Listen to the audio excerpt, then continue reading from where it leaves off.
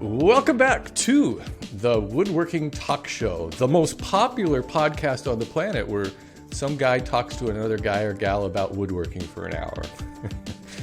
If this is your first time listening, I bet you don't want to switch over now to Joe Rogan or something after that enticing elevator pitch.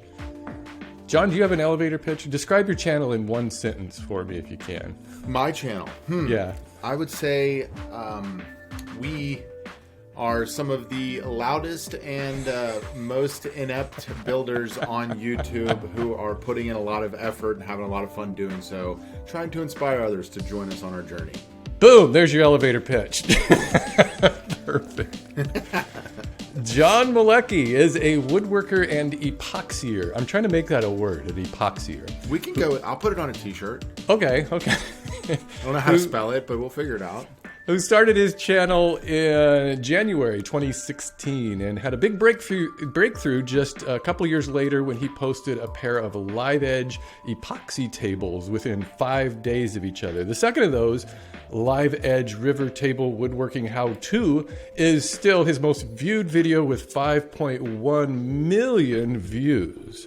Ever since then, the channel is about going big epoxy, big slabs, and most recently, a huge workshop. I'm really looking forward to learning more about that space and what John is going to do with it.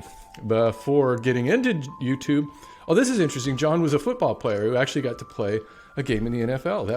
That's definitely something that none of my other guests have done. At least not that I'm aware of. But I think viewers are mostly hooked on John's show because of his hijinks and fast-paced presentation. You never know what to expect when watching a John Malecki video, just like in his elevator pitch. But Yinz can be assured it's going to be fun. Hey, John, welcome to the show. Yeah, thanks for having me. Super glad to be here. I've been a fan of your content, channel, personality, and everything that you've done for a long, long time since I got started. And it's a pleasure to formally, face-to-face, be able to meet and hop on a little talk. Thank you. I appreciate that. So, okay, explain to a Californian like me, what is Yinz? The easiest way to explain Yinz is, so I'm a Pittsburgher. I'm from Pittsburgh, Pennsylvania, born and raised, grew up here. I left for a minute trying to chase the football dream, came back, and Yinz is our way of slurring together the y'all concept from the South. So in the South, they use y'all, you all, whatever. And somehow Yinz became the thing in Pittsburgh. So I embrace it fully. I am 100% authentic who I am with it. It's been a word in my nomenclature for a long time. And it's something that I'm proud of. I'm proud to be from Pittsburgh. And I think a lot of people leave Pittsburgh, and when they find my content, they're like, did he just say Yinz? And they pause, and I get a ton of those comments. And it's something I actually say the word in, not just intentionally, but it's, what are Yinz doing today? And it's just, I don't know, it's natural. So yeah, it's you all for us Pittsburghers here. See, I thought when I heard you saying that, I thought it was just like a thing that you were doing. And then I realized, this is a Pittsburgh thing. And yeah. I started, reading the comments, and it looks like your audience is just totally embracing this. This is like your thing now on the channel. It's pretty cool that you've got that kind of relationship with the audience. That yeah, it I feel like when you're doing something super unique in content, it's better to lean into it than try to avoid it, right? If you've got a quirk, and you're trying to put out content and be forward facing with people's attention, it's easier to lean in than it is to ignore it. And so that's Yinz for me. Found myself saying it, and I was like, ooh. Should I? Nah, I'm not cutting that out. We're staying. You got to go with it, yeah. Mm-hmm. How do you describe your audience? Who watches your videos?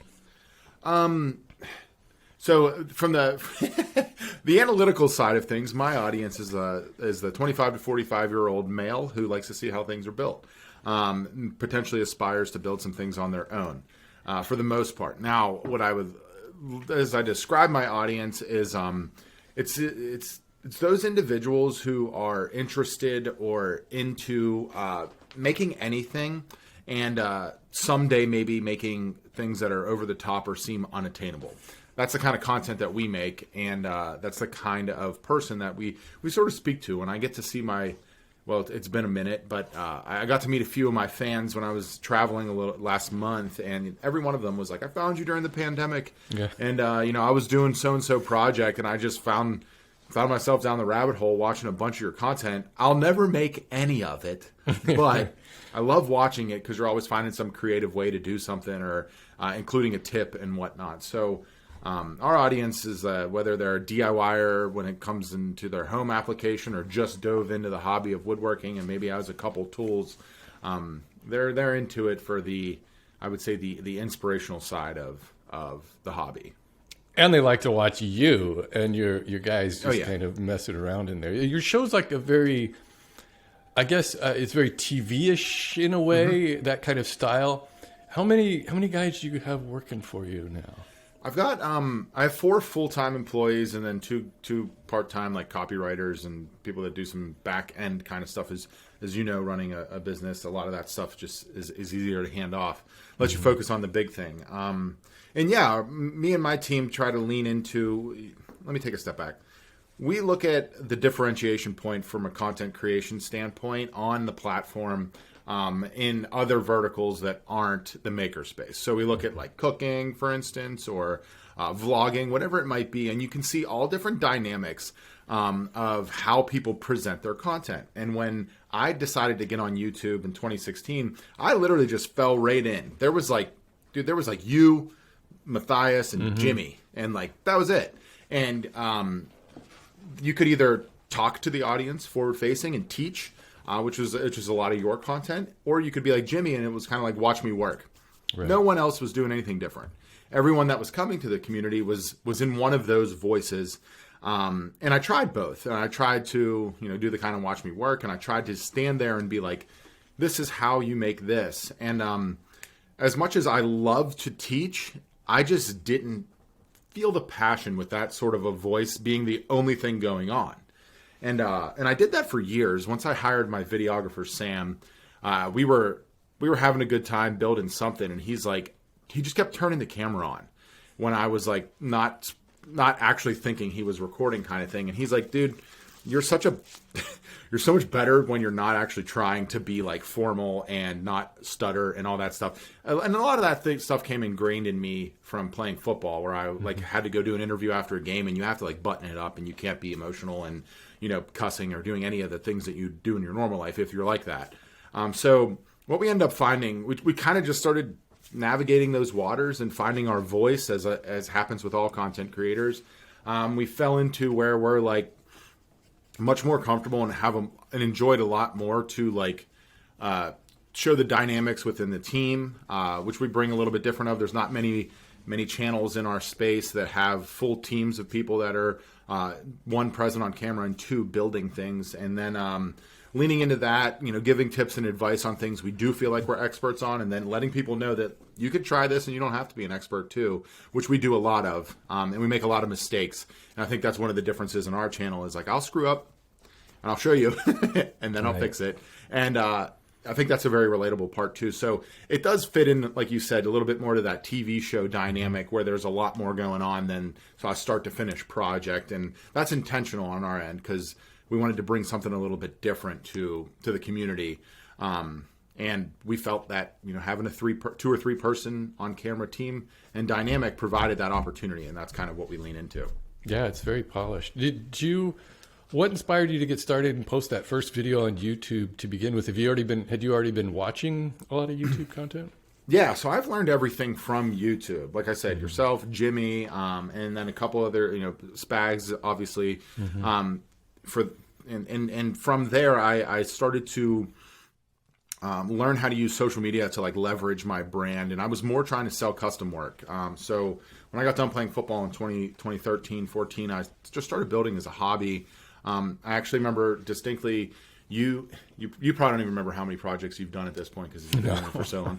But you did if I recall, the name of it was something close to like a finish cart, a rolling finish cart. I built something similar, and it was just like a little square rectangular cart on wheels that had 2 doors on each side. You could put a full paint can on one side and a quartz on the other. And I built it in a buddy's garage of mine, and I started to get fired up over more than just like making tables and things. And I just started exploring the hobby. And after 2 or 3 years of not being on YouTube, Brad Rodriguez, my podcast partner and good friend, was like, you got to jump on YouTube, give it a try. Because Instagram was working for me. I had like 10, 20,000 followers there. And I was like, this is cool. And then I also Brad's saw killing it on Instagram. He always has. Always has been, right? Mm-hmm. Like Brad's just very good at making content. he gets how to make content really well and run a business. When I started to see that I was able to not only sell and gain commissions from growing an audience, but also help others that were following along, like I follow along with other people, you realize that like you could provide value to both kind of sides of that audience. And that's why I decided to hop on YouTube. I was like, you know what? It's working for other people. Let me give it a try. And then once you got a little traction, once I got a little traction, the figurative you, I decided to, that like it was enjoyable to be able to try and put products out there that would live out there forever instead of just make one-off things. And then on top of it, the perks of, gaining exposure and gaining brand attention and whatnot. I was just trying to get free tools for the most part when I was early on in making content because I wanted to make better products. And that was a way to, circumvent having to pay for them. And so that was those are like the two reasons I got on YouTube. Is your income still a large part, or at least some of it, based on custom projects, or is it mostly just focused on the content creation? Yeah, I would say the last 3 years have been just 90% content focused. Yeah. We moved into my previous shop about a little over 3 years ago, and before that, I was doing a lot of commission work to pay the bills. I started to, once I posted that river table you spoke about, and it took off, I started to see a lot of the potential in the profitability of being a content creator compared to selling custom goods. So we've kept commissions when they're cool and fun and enjoyable on the docket, and then moving into the last 3 years made the focus content. And now that we've moved into a larger warehouse, we have the space we're rolling back into being a little bit more dynamic and doing both. As you know, space can become an issue. And when you're creating content, your client is essentially your avatar, your audience, and you want to create what they want to see. And it may not necessarily be what people are buying. So I had a hard time balancing that when I was doing both. And now that I don't have to take up all the space in my shop, we plan on doing more custom work, because we have a lot of people who want it.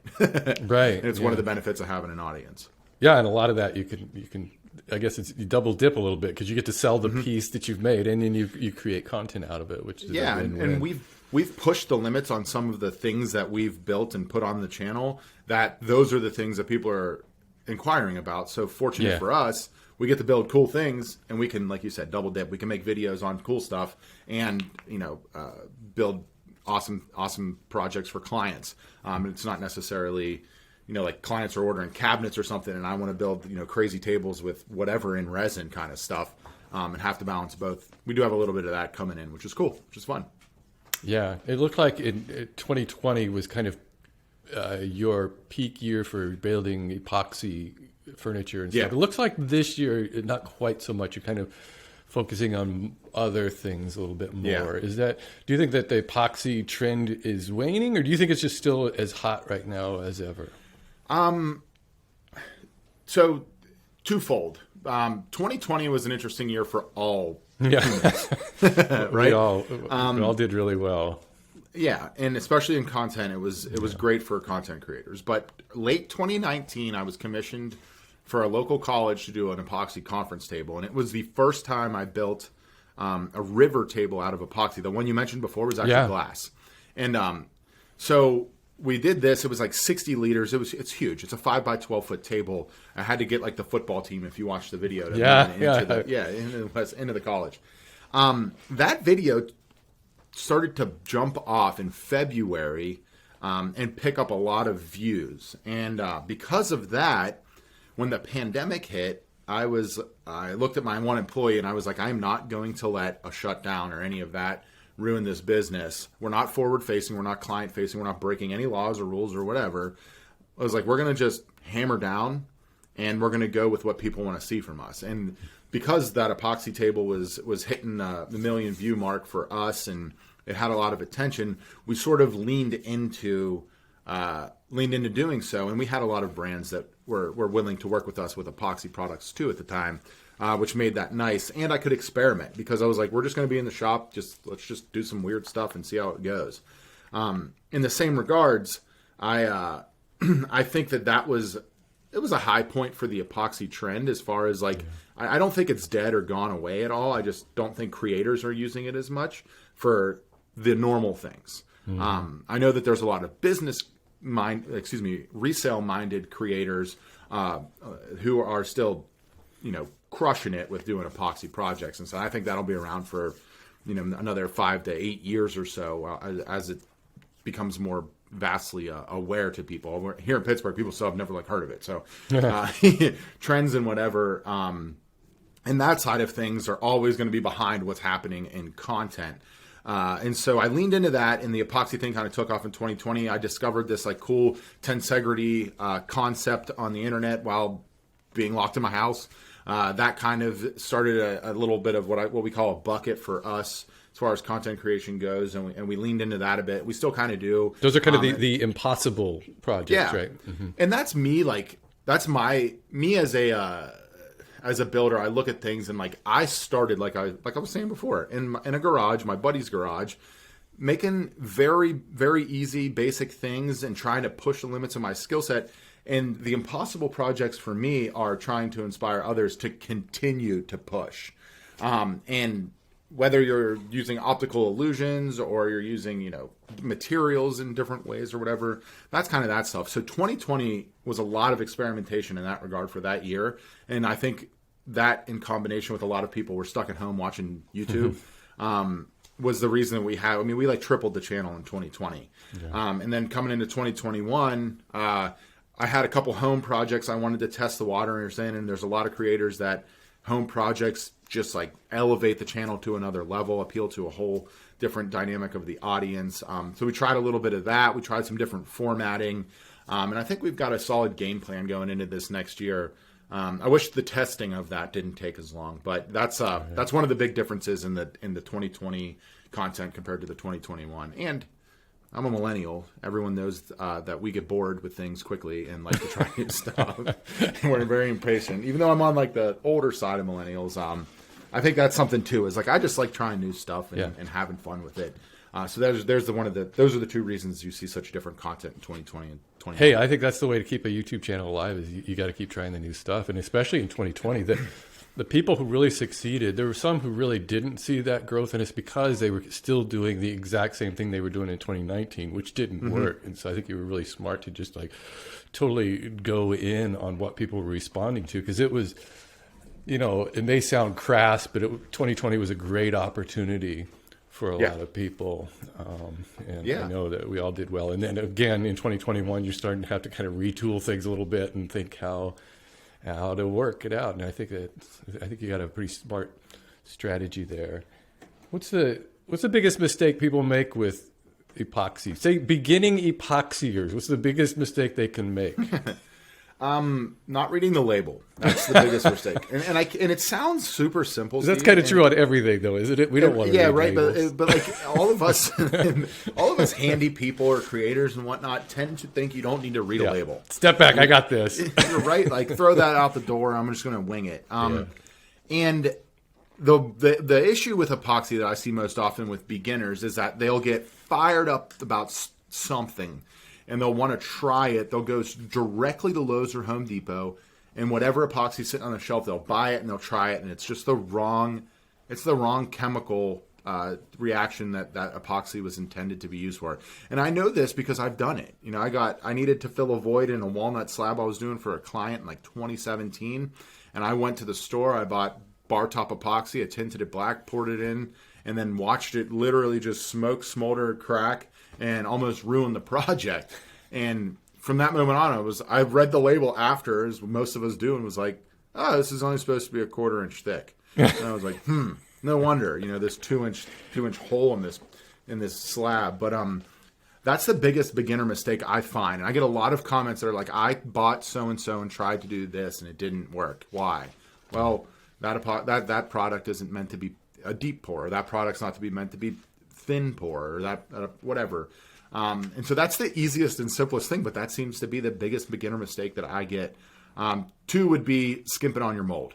If you're going to be pouring something that goes within a mold, all of us want to save money. It's the nature of the DIYer, right?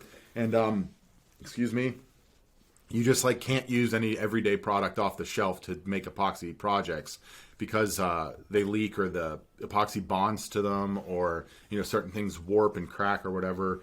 And there's a lot of issues that come with that kind of an approach too. So those are the top 2.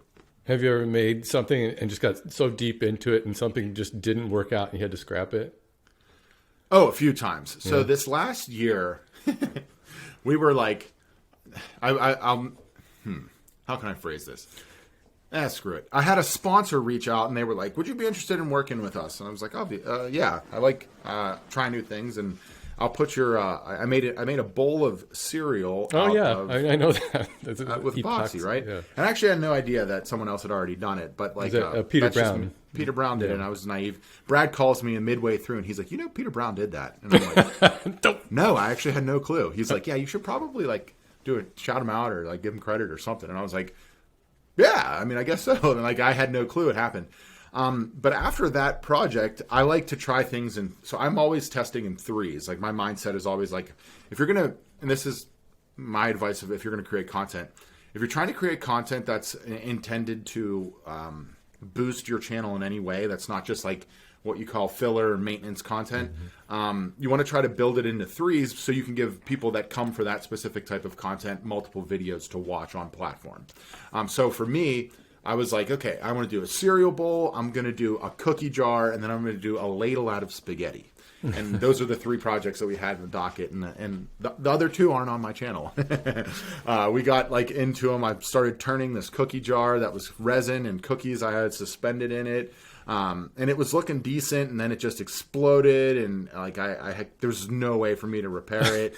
We were up to a deadline, and that just kind of fell to the wayside. We have this weird wall in my shop where it's just a bunch of epoxy projects that failed. And most of the things you'll see, we did 2 or 3. We just released a guitar we did for Jocko Willink, and we had to do 2 of those. Is that the one with the bullets? No, that's the one with the jiu-jitsu belts. The bullet one, we had to do 2 as well. And so we're always finding ourselves with epoxy projects having to do multiples. Because we make content, I typically don't have to scrap them because that adds to the story arc. But every time I screw up is genuine. I'm not none of that staged.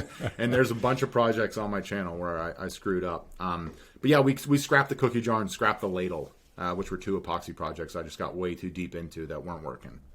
I think the biggest epoxy project you made is what, a 26-foot long epoxy table? Wow, yeah, that's about $1 billion worth of epoxy in there.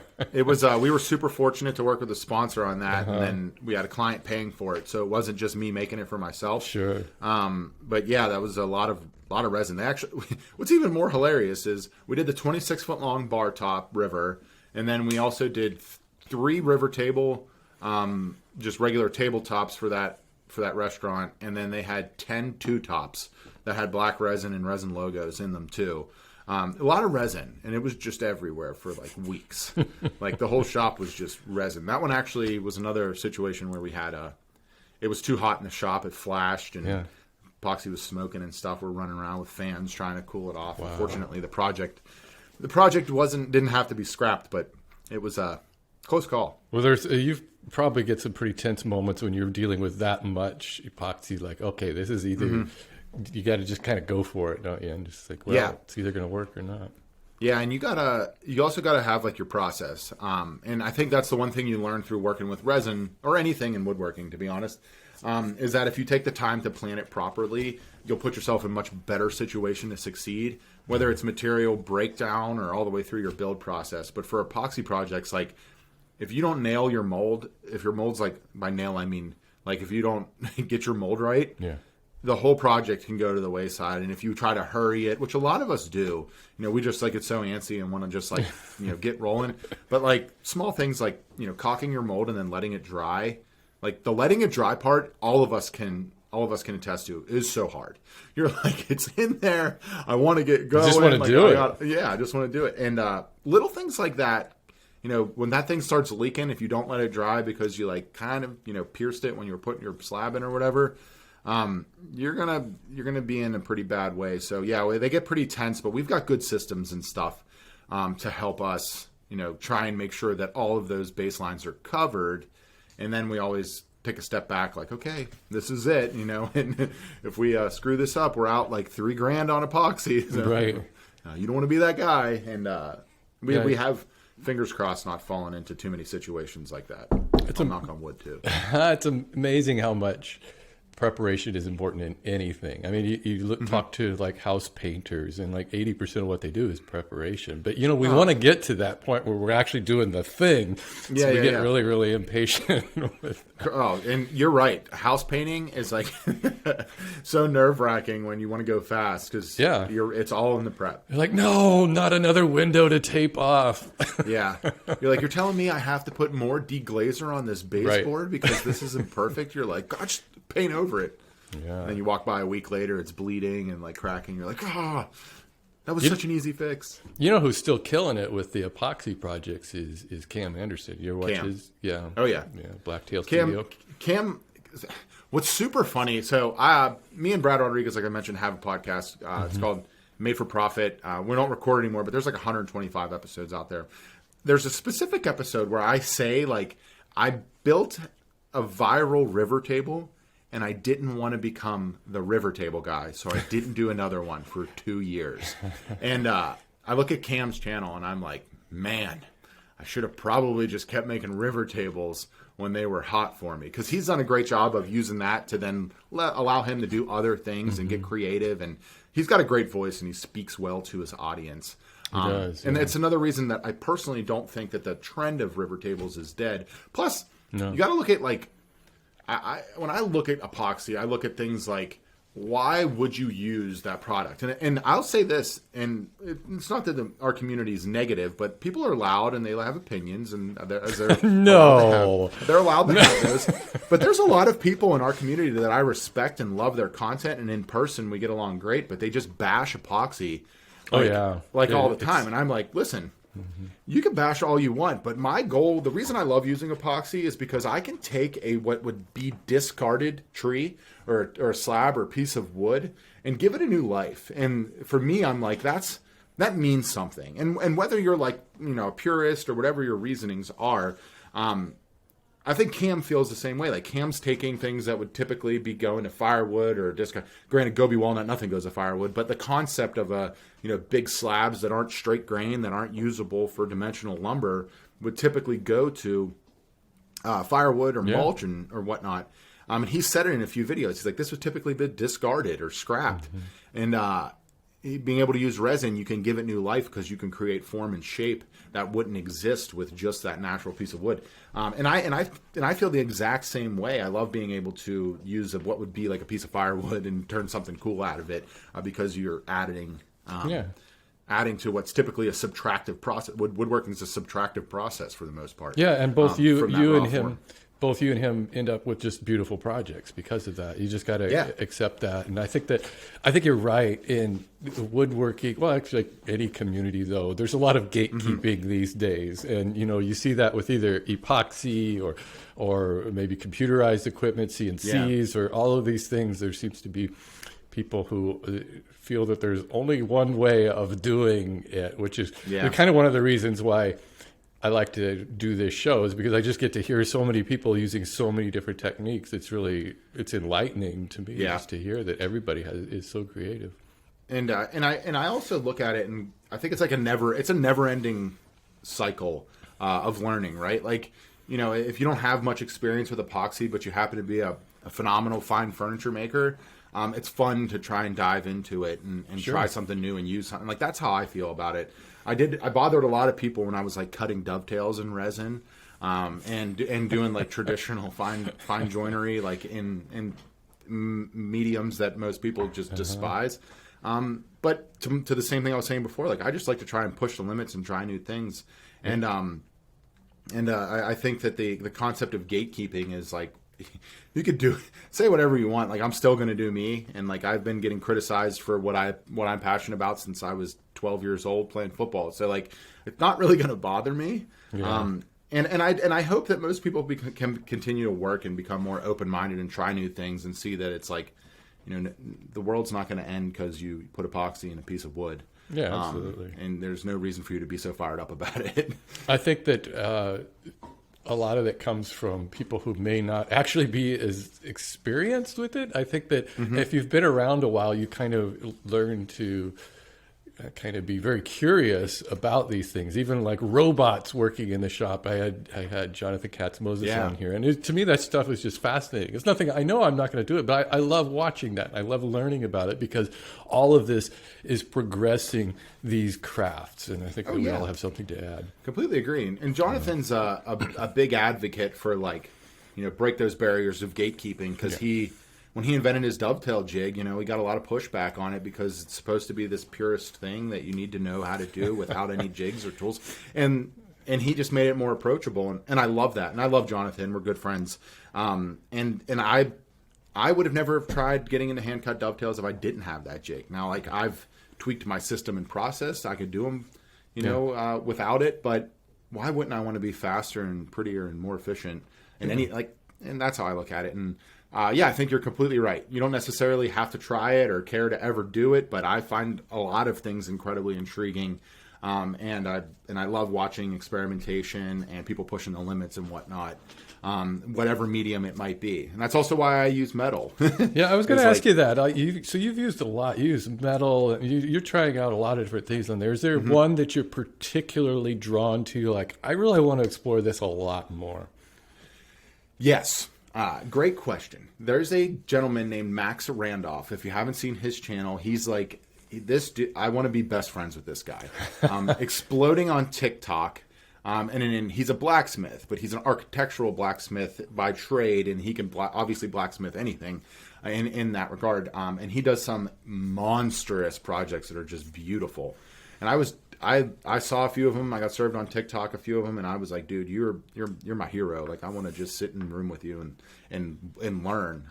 So I'd love to learn some of that sort of like manipulation of materials and basic architectural blacksmithing. A lot of the blacksmithing on YouTube, I feel, is in like the weaponry or is into like hammers and stuff, and that's awesome. Like, don't get me wrong.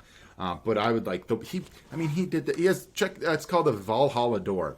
And shout out to him, and it's on his TikTok, and I think he'll have something coming. He's got a small YouTube channel. It just started. He's got some beautiful projects on there, but this door is like 20 feet tall, and he created this like massive handmade geared system to open and close it, and then on top of it, this huge lock, and it's something literally straight out of Lord of the Rings. It's the Thor door. Yeah. Oh, it's the gateway to another realm. Yeah. And like when he speaks, he has this like, I think he's Scottish or he has a European accent, and it's just like warms your soul.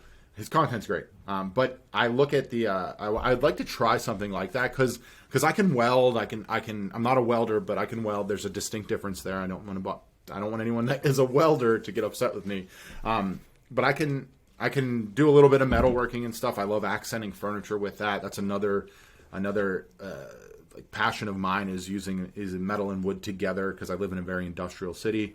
And then being able to take that metalworking skill to the next level, because you can progress through woodworking from your DIY basic stuff all the way through doing like fine furniture to whatever extent your heart desires with similar toolings. And metal, I've only like kind of touched the beginning of welding tube together and whatnot there, and I haven't really learned much about like sheet metal manipulation or anything in the blacksmithing realm. So through those, I'd like to get more into that stuff now that I have more space. Is that a collaborative decision between you and your team, or are you just like driving, this is what I'm going to do, this is what we're going to do on the channel? It is a collaborative effort, I'll say that. Like, I do drive the ship, but I'm fortunate that like, so Sam, my longest employee, the guy that's been in the content the most, very much like myself. He said to me early on, he's like, I don't really care to be amazing at anything, but I'd love to learn how to do all of it, kind of stuff. So like, master of none. What's that? There's a one of those phrases about. I know the like one you're thinking of, and I'm drawing Jack of all trades, That's and master of none. Yeah. Yeah. So, but like Sam and I both are like, we love leather working. We've done some fabric and leather working on the channel. You can see. Neither one of us ever cares to be like a cobbler or like a master leathersmith or anything like that. But having those minimal skills. So when I come to the table with like, hey guys, we're gonna try. We're gonna do some I don't know, whatever this week. They're down. And we're all kind of that mindset that we just like to explore the concept of being a maker and like try new things and always like we keep our core roots. Like we're woodworkers first, and then everything else is kind of like a tangential or an addition to that skill set, and that goes all the way to like home renovation stuff too. Like we're woodworkers who do renovations first. Is there any type of video that just doesn't perform well that you don't think you're going to explore anymore? So yes, so there's a lot. So I'm unfortunately like a back end like addict for the YouTubers like phrasing of it, and so I'm constantly like in analytics, like trying to find out what's. Oh, you're be, deep like, in the next, analytics, huh? You're one of those. Yeah. Like it's never not on my computer screen. Wow. So like constantly always looking at it and stuff. And as much as like I love, like we've done 2 guitars now and I love it. And Sam and I poured like no less than like 200 hours into this last guitar that we did. And I spent a bunch of money on it. It just didn't perform well. So we probably won't go back to that at least for a while. And try to do anything like that. As well as like the weird epoxy things like that cereal bowl I told you about, like that didn't do well. We're probably going to stay away from the impossible projects for a minute, unless I come up with something that's like huge. And we're going to continue to try. So as of recently, because we're in the shop, I'll give you guys a little insight. We don't have the ability to produce product and projects like we were because my shop is enormous, 1, and 2, takes time for the build out, right? Like, and everything's back ordered, like our duct work and everything is back ordered. So everything in our shop is, 220 volt or 3-phase and needs hard lined and all that kind of, I just don't have the tools. So we've started changing our I guess our content production a little bit to be a little bit more like vloggy on the side of like, we have a bunch of point and shoot cameras now and time lapses, and it's a little different than me standing there, tell you what I'm going to do, beautiful B-roll, Peter McKinnon style of what it is, and then back to me talking.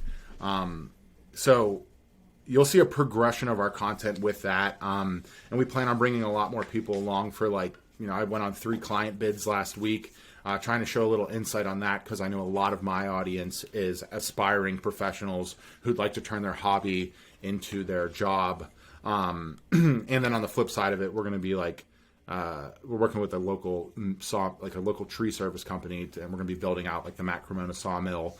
Wow, nice. And running a little bit of a small milling operation and kind of going through that story arc there too. So we're taking a few things off the plate with some of our old content as far as like the buckets are concerned with the type of content, and then we're going to be adding more off the cuff, kind of like follow along with us as we continue to build out the shop and get back to being able to do some of the stuff people love, like our 3 levels projects and whatnot.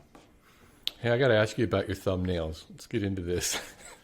Sure. You seem to be the king of the YouTube face, the screaming face. Do you practice that? Is that?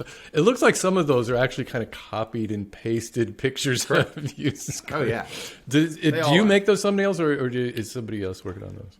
I make my thumbs for the most part, and my team, like Sam is a photographer. I have another photographer on staff, so all the assets are shot by them. I don't take the photos, but I do like the post editing after they get it out of Lightroom. I take it and then put it in Photoshop and make it look like what it is.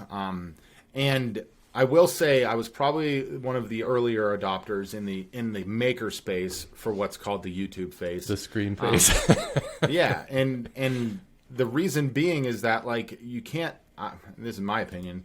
You can't look at YouTube as a silo, right? You can't look at YouTube and go like, we're just going to stay in the maker space and do what we do and then not observe the other billion people that are watching content on this platform. And what I noticed from around those other verticals that I like to watch, personally, is that the best channels that are evoking emotion or trying to grow and inspire are putting their face forward and not like whatever else is happening.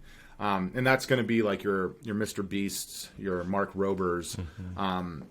The reason they do that is, and there was actually, I read a study on this that like propelled me into it. And it was on Netflix.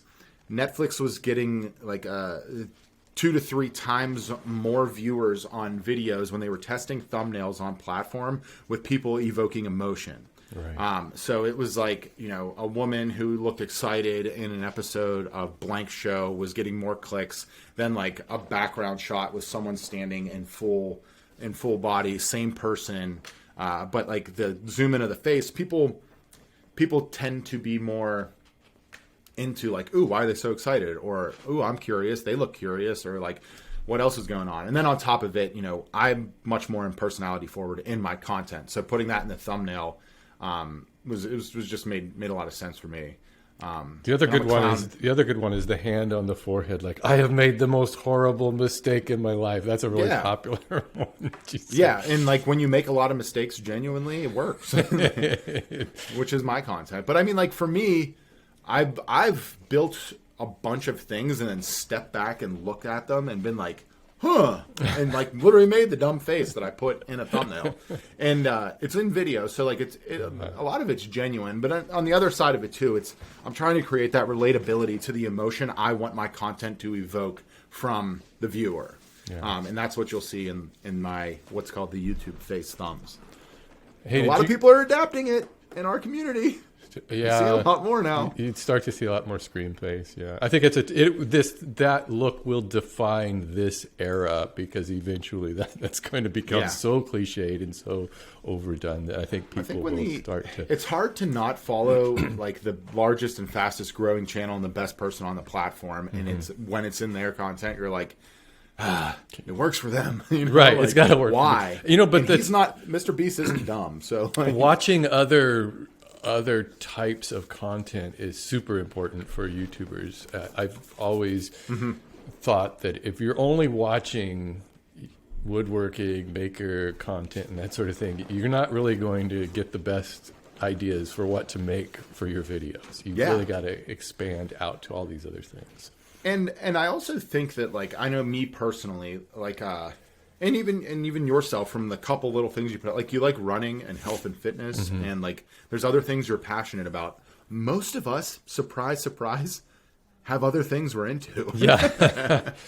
So if you can find like people, if you can take a step back, look at the other places or things that you enjoy, see what's winning, and then adapt it to your style. Exactly. There's nothing wrong with that. Yeah. And when you go and you look at these other verticals within the creator economy, there's just so many great examples of things that can be applied to the makerspace that no one's doing because it does seem, it tends to become this like monotonous like track of just do this and it worked once, continue to do it for ever. Okay, I want to ask you a couple football questions because I'm a fan. I watch football, but I don't say that I really follow it that much. I'm a big fan of the 49ers. I was a big fan. Niners fan. I knew that. Big fan of the Raiders before they abandoned Oakland. Just abandoned, yeah. Which was a shame because Oakland was like one of these last kind of hometown teams. I think Green Bay is one of those, that has like this real small town kind of feel about it. But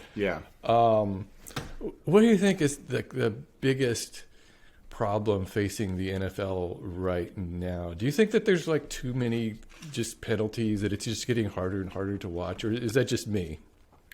I will say the league is quite soft, and I don't really know if it's a deterrent as much as like it does escalate the play of certain positions, and like I haven't played football in 9 years now. and it was such a different game then than it is to now. And then you start even thinking, going back even further, and you got like your Terry Bradshaws that are talking about how when they were playing, and I mean, it's not even in smash the same mouth book. more. Yeah, and right? now it's like, how do you defend against a pass? I mean, the pass interference calls are just like, I would hate to defend that. I don't know how. Yeah, you exactly. possibly do it. And I played on the same team. If you're into football and you watch broadcasting, I played on the same team as Ryan Clark, and Ryan Clark was known for being a hitter. Like, you did not want to cross the middle. He played alongside Troy Polamalu with the Steelers, and Troy was the most unbelievable athlete I think I've ever seen in person in my life. And then on the flip side, you had Ryan, who was like, he was gonna knock your head off, and people knew that. And so when you played the Steelers, like, there was you changed your packages on offense in order to accommodate the skill set the defense brought to the table. And that doesn't exist as much these days because you can't go out there and just take someone's head off coming across the middle. Yeah. So receivers are more confident to do so. When back in the day, or even 5 to 8 years ago, you'd come across the middle and you knew you were going to get hit. And certain receivers just didn't do that. But the ones that did were the great ones, and you can look back on it in the Larry Fitzgeralds and Calvin Johnsons and those kind of receivers. They caught a lot of balls across the middle. Antonio Brown in his prime did the same thing, kind of stuff. And I think that, as I was saying, the changing in the rules is allowing the escalation of the quarterback to receiver play in that regard, and it's not really allowing for these super dynamic and athletic safeties to go out there and play the way that they were used to be able to be playing. So it's kind of just shifting attention to positions and whatnot. And I don't know if we'll ever see players like Ryan Clark out there again, or like the what were they called, like the Boom Squad in Seattle, like out there just making your life suck if you were a receiver. I remember this. Because they're not allowed to hit anyone. I remember the steel curtain back in the day, a long time ago. And I think it's super interesting now watching the Steelers specifically. What do you think of Ben Roethlisberger? Do you think he's at the end of the road? Pains me to say it, but I do. I think he needs to be done. Kind of outstayed his welcome a little bit. He's not. He's no Tom Brady.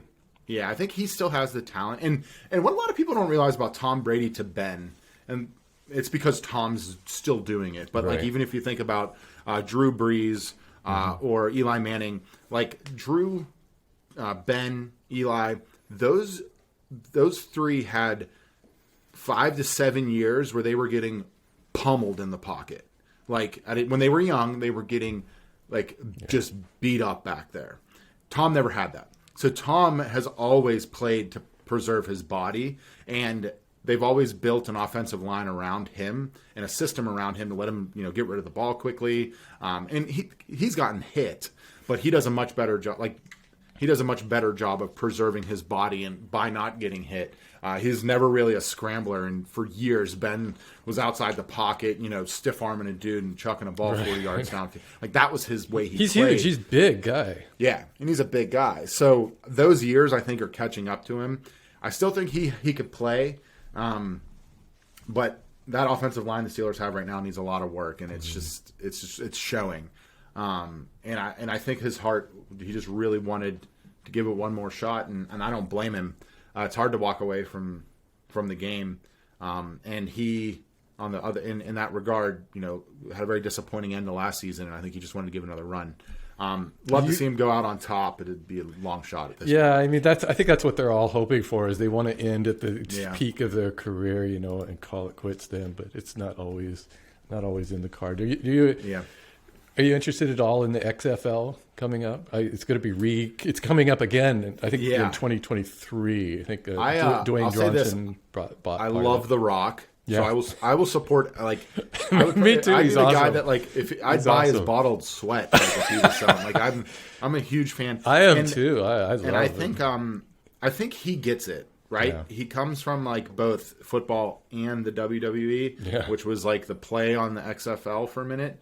I also think a lot of people that haven't come from a football life don't realize that there's no feeder league to the NFL or nothing else. No. You either go from college to the NFL or you're done.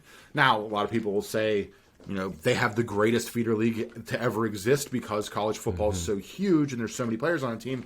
But in the same regard, There's nowhere for young players who need a year or 2 years, 4 years more to develop to go and then go to the NFL. And people will say the CFL has that, like Canadian Football League.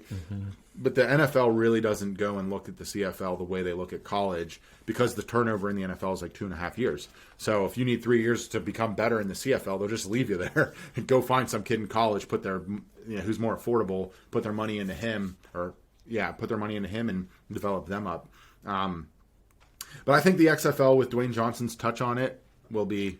I think it's exciting. To say the least. I like the extra points that they were doing. You had like a 1, 2, or 3 point challenge for the. I don't think there was a kicking extra point. It was all just. It was just conversion. Mayhem. It was like 1, 2, or 3 point conversion, depending on where you wanted to start that. I thought that was really cool. Just mayhem. And yeah, they're bringing some of the things back that people loved about the NFL or college or even. Yeah, I hope it works. That's an uphill climb, It's a huge undertaking. It's huge. Start a brand new league.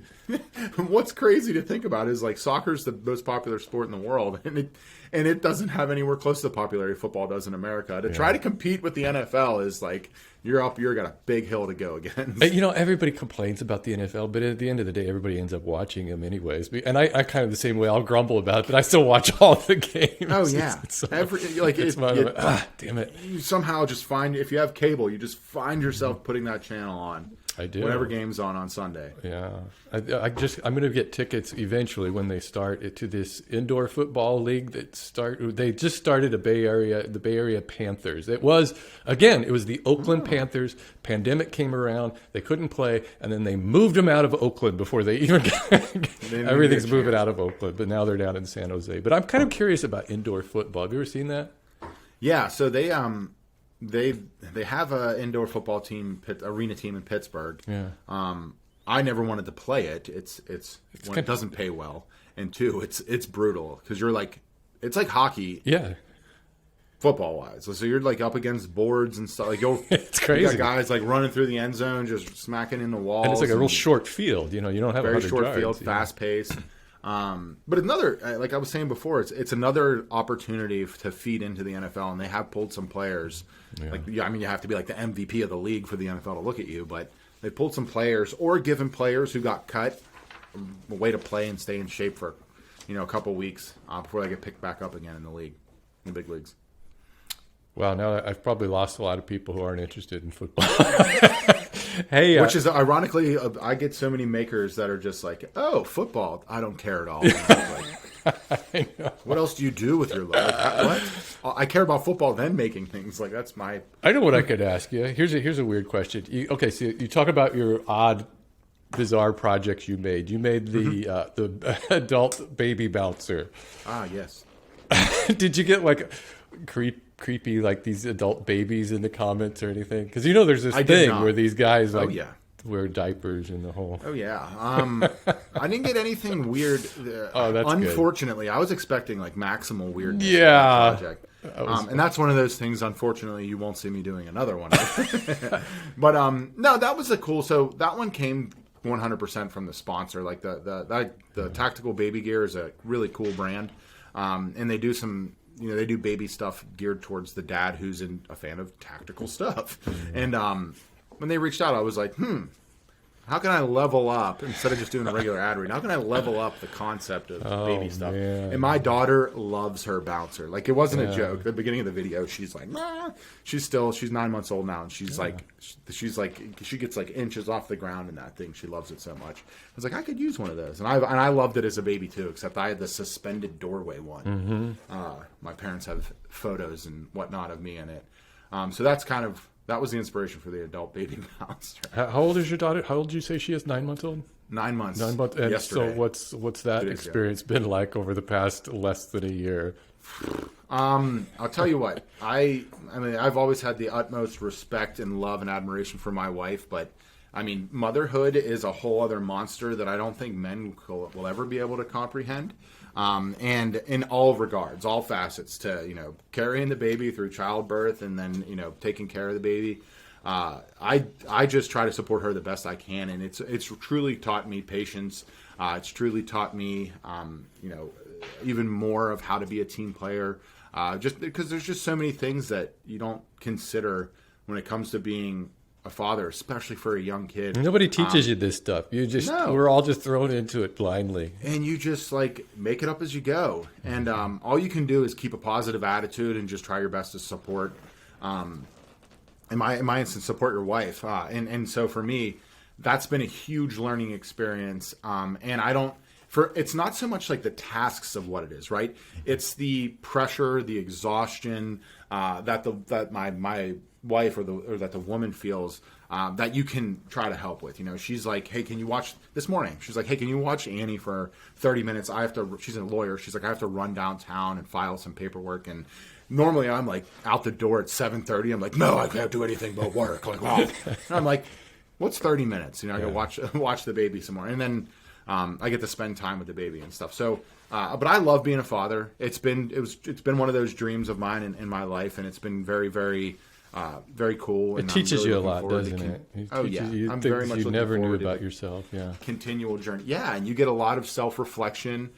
You start to realize a lot more that like I am now the number 2 influence to this individual. Exactly. It's like I'm like totally responsible for this now. No more. Yeah. No more. And the things you do matter so much more. They're just so much more important. And someone told me that when you'll gain the appreciation and admiration for your wife once you become a father. 1, and then 2, they're like you'll find true purpose. And I couldn't agree more. Like for me, having my daughter truly brought purpose to why I work ridiculous hours, why I try so hard, why I care so much, and all of the things that I've just blindly done because I thought it's what you had to do to be a good person. I now have this little reason there. Right. And it's just such a different kind of mindset and ethos to carry along with you. So yeah, being a dad has been awesome. And it'll continue to be awesome. And it doesn't hurt that my daughter's like super happy and bubbly super and chubby cute. and cute and all that. I always think of that. The first 6 months, I always just remember as just kind of a blur. After that, it just kind of became really cool until like toddler, and then suddenly everything becomes sticky. Yeah, and then you've got like so those are the phases. You got the first 6 months where dad is just completely useless, just a blur, and it just flies. But you're just getting by on little sleep and just helping mom, and then the baby will grow a little bit of a personality. They know who you are. They pay attention to you. They start to become a character, and then they start to run. Then they start to walk and run and get into stuff. And at that phase, everyone warns you you're screwed. And then, like you said, they become a toddler and everything's sticky. And then for me, I have a daughter, so when she becomes a teenager, I have to get ready for her to hate me for a few years. You got a whole other set of issues dealing with a daughter, just because I exist. And then she'll love me again because she'll grow up, and so it's the roller coaster it's made out to be, but it's awesome. There's a lot of revelations throughout the whole process. I remember because I have a son, and I remember when he was little, I was thinking, well, I have a son. He's going to grow up to be just like me, and he's going to be interested in woodworking and stuff. And when he was little, I would take him out to the shop, and he'd be like, nah. Never, ever been. And he was like 4 or 5 when I realized, oh, wait a second.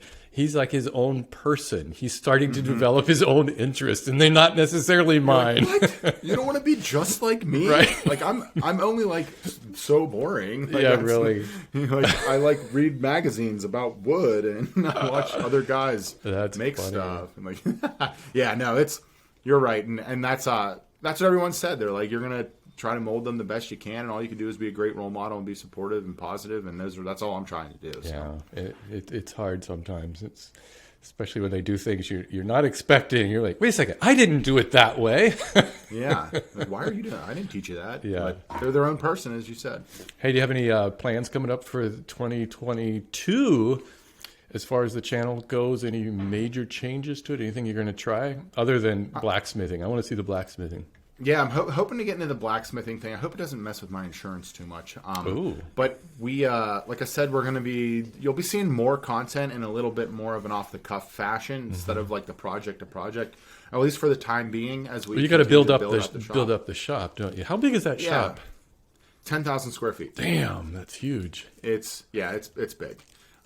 Just a fortunate situation. It kind of like came up, and I was able to financially figure it out, and we'll grow into it as we go, and that'll be the content you'll see for the near future.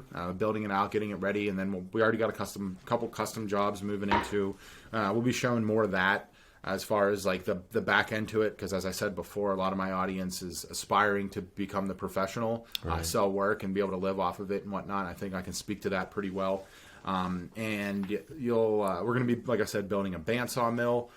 These are all like first quarter. Are you going to be making that all yourself? The mill, kind of. Yeah. So like, Matt Cremona's mill Cremona. is like the dream mill. And if you look at it, it's like $50,000 to buy one of those, and we don't do that. You know. I just watched him cutting up some crotch wood the other day on his channel. Hilarious. I was actually talking to him about it yesterday. He's going to be on this show next week. I'm having him on this show. Yeah, he's great. I was like, how much fun was it just to flip that over with your telehandler? Because it was. I found it hilarious. He was using this huge machine to flip this what looked like a little log, but he's a little man. So those are some things to expect on the channel coming up, as well as a little bit more in like the behind the scenes character type of stuff, as well as the projects. Nice. Most of our audience just comes to hang out and get inspired, and we want to give them more of that. I think that's great. People come to see you and see what it is you're up to. Mm-hmm. Yeah. It's a great spot. I wish they showed up for like the value of learning. Mm-hmm. But then I realized that like I don't really know that much. I'm just like them. let's hang out and have a good time. And you're going to keep watching those analytics, huh? And driving yourself. You're going to drive yourself crazy on those. I'm telling you, you will. Controlled crazy. Does it bother you when you open you put in a lot of work on a video and you look at it and it's like number 8 out of 10? No, like, I say to my guys all the time, like they know when I come in, they're like. I'll be like, it truly breaks, because I care. Like, I really do care about what I'm doing. And I was like, it breaks my heart when we put all this time and energy into a project and then it just doesn't perform.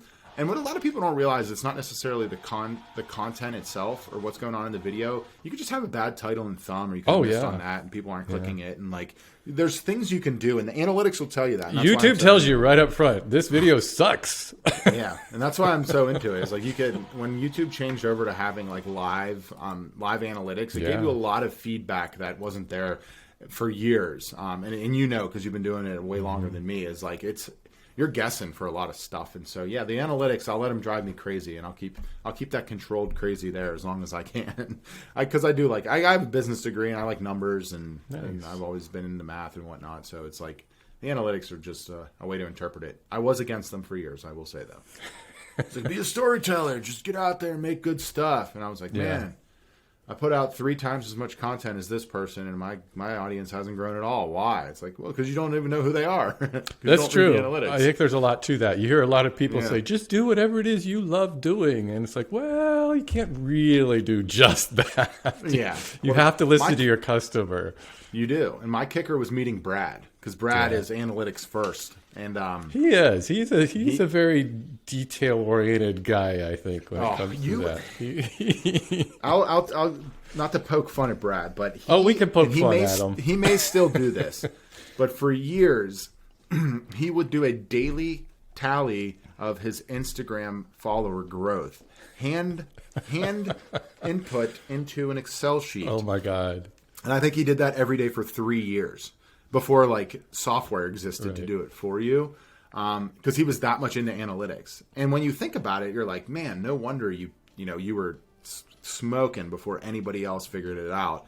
It's because you had some data points to look back on, and then you talk to him some more, and he's like, he's a mechanical engineer and has an MBA, and like all this, like that's how his brain just ticks, is with those numbers. And he was like trying to teach me analytics early on, and I was trying to be this artist and all that, and when it made sense to me, he was like, I told you, without saying, I told you. Like, I told so you. Don't ignore the analytics, but also don't become obsessed with them. Right. There's the advice. I get into like that first 2 pages or so. You can drill down into that for way, way deep.